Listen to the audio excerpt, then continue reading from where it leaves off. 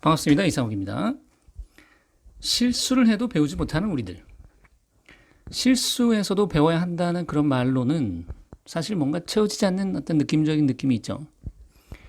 분명히 실수해서 배울 수 있는 사람이 성공을 위한 정말 훌륭한 아이템을 갖고 있다는 건 뭐 인정합니다.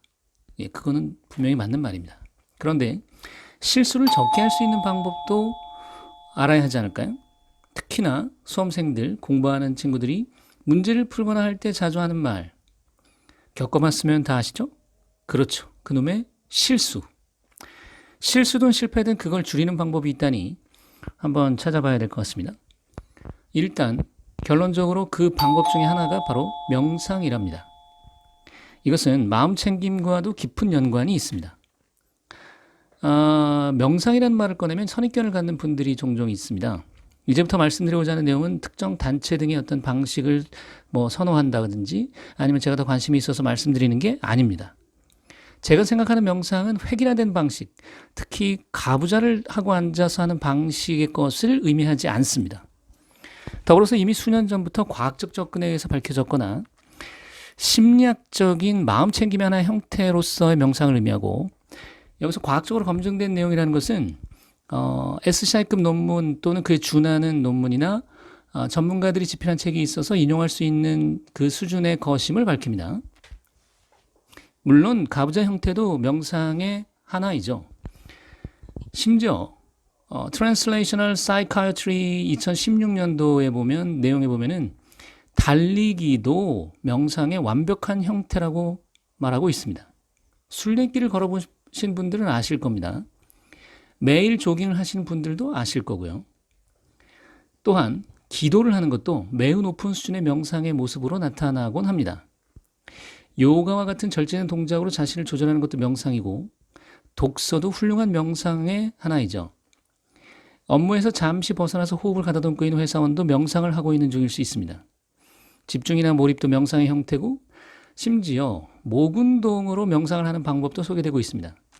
반대로 오픈 모니터링 명상이라고 하는 것은 어떤 대상에도 집중하지 않는 방식을 취하기도 하죠.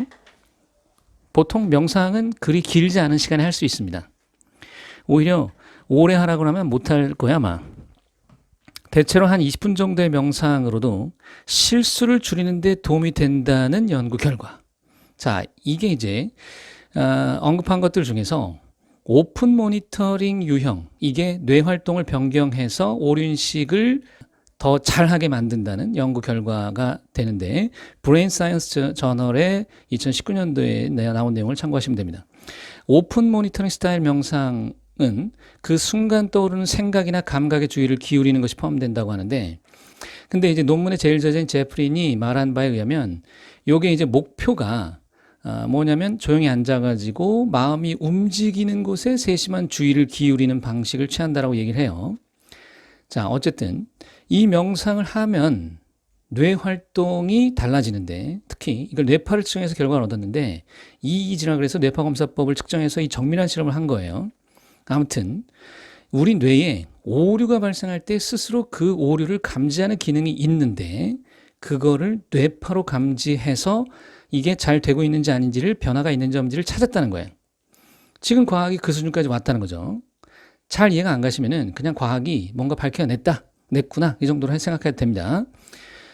어쨌든 이 과학적인 방법을 통해서 명상을 하게 되면 오류 인식 기능이 좋아진다. 즉 내가 오류를 지금 저지르고 있을 것인지 아닌지, 오류인지 아닌지를 판단할 수 있는 그 일종의 메타인지의 기능이 좀 더 좋아진다는 얘기예요.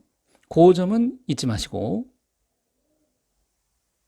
분명한 것은 오류 인식 기능이 더 좋아지게 만드는 상태가 있다는 게 결론이에요. 명상 같은 방법을 통해서 말이죠. 마음 챙김 등을 통해서 말이죠. 뇌가 더 살아나게 할 좋은 방법들이 있다는 걸 기억해야 돼요. 결론을 맺습니다. 물리학자 보어는, 천재적인 보어는 뭐라고 얘기했냐면, 전문가란 아주 작은 영역에서 할 수 있는 모든 실수를 한 사람이라고 표현했습니다. 이 말을 해석해보자면 계속 실패를 하면서 배워간 사람이 전문가란 얘기일 수 있습니다. 잘 생각해 보십시오.